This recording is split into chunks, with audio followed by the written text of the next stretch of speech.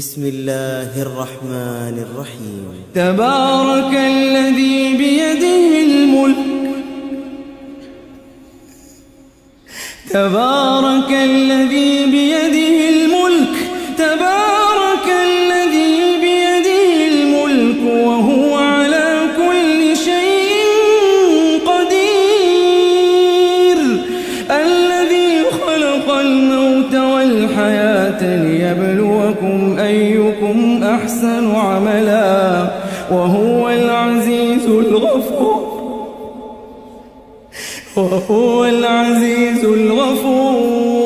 وهو العزيز الغفور الذي خلق 7 سماوات طباقا ما ترى في خلق الرحمن من تفاوت فارجع البصر هل ترى من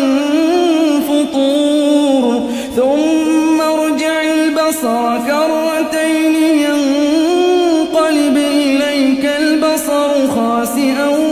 وهو حسير ولقد زينا السماء الدنيا بمصابيح وجعلناها رجوما للشياطين وأعتدنا لهم عذاب السعير وللذين كفروا بربهم عذاب جهنم وبئس المصير إذا ألقوا فيها سمعوا لها شهيقا وهي تفور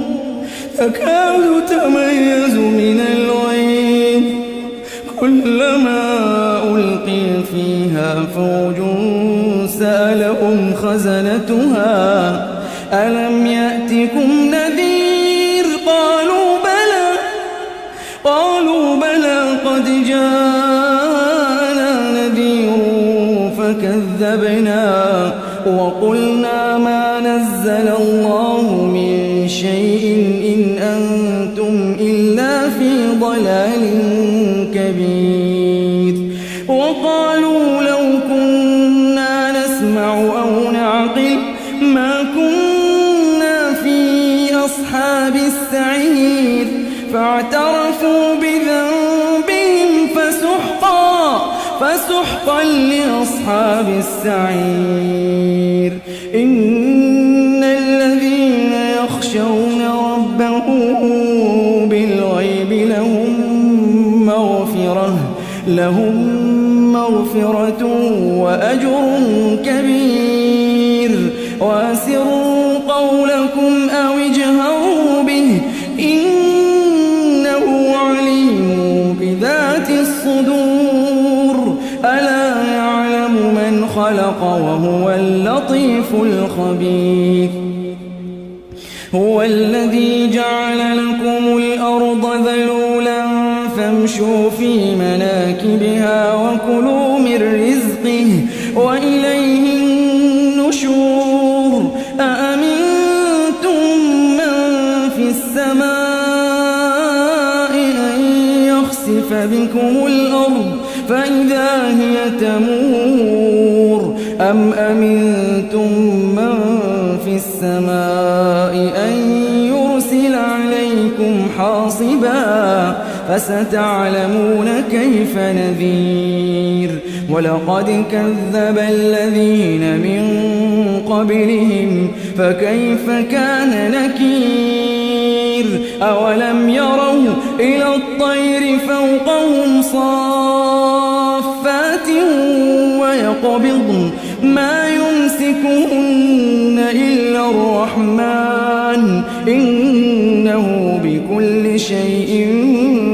بصير أمن هذا الذي هو جند لكم ينصركم من دون الرحمن إن الكافرون إلا في غرور أمن هذا الذي يرزقكم إن أمسك رزقه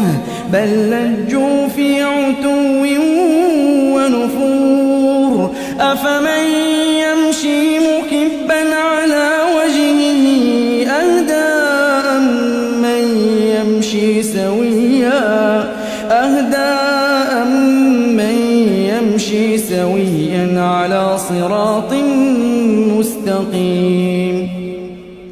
قل هو الذي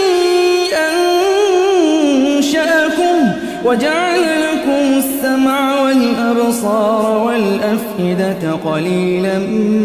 ما تشكرون قل هو الذي ذراكم في الأرض وإليه تحشرون ويقولون متى هذا الوعد إن كنتم صادقين قل إنما العلم عند الله وإنما أنا نذير مبين فلما رأوه زلفة سيئت وجوه الذين كفروا وقيل هذا الذي كنتم به تدعون قل أرأيتم إن أهلكني الله ومن معي أو رحمنا فمن يجير الكافرين من عذاب أليم قل هو الرحمن آمنا به وعليه توكلنا فستعلمون من هو في ضلال مبين قل أرأيتم إن أصبح ماؤكم غورا فمن يأتيكم